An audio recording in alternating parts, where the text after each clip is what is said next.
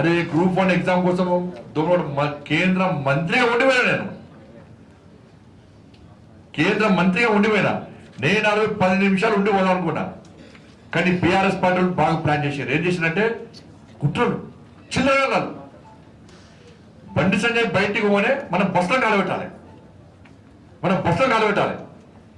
బస్సులో కాలబెడితే ఏమైతే కేసు ఎవరి మీద అవుతాయి? నా మీద కాదు, నేను వెళ్ళిపోయినా అక్కడి నుంచి. అక్కడ అమాయక గ్రూప్ 1 అభ్యర్థుల మీద కేసులు అవుతాయి.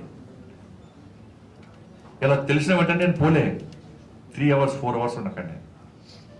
ఇలా బీఆర్ఎస్ మనోళ్ళు ఎట్లా ఉడికించి తెలుసా? రోజు వచ్చారు ఎవరైనా రోజు రోడ్ల మీద ఉడికించి కేటీఆర్ రాలే ఇంకా పట్ట చెప్తున్నాను. ఇంకా శ్రీనివాస్ గౌడ్ది, దాసోది, శ్రవంతి ఎట్లా ఉడికియాలో అట్లా ఆడు మన మహిళా కార్యకర్తలు అయితే చెప్పులు అందుకుని కొట్టిరు ఒక్కొక్కని.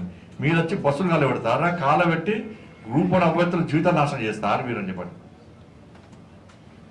అరే కేంద్ర మంత్రి ఉండి పోయినా నేను తెల్లారి కిషన్ రెడ్డి గారు వేరానా? ఇలా ఏ మంత్రి వస్తుండా? ఏసీలలో ఉంటున్నారు, పైసలు చంపుతున్నారు.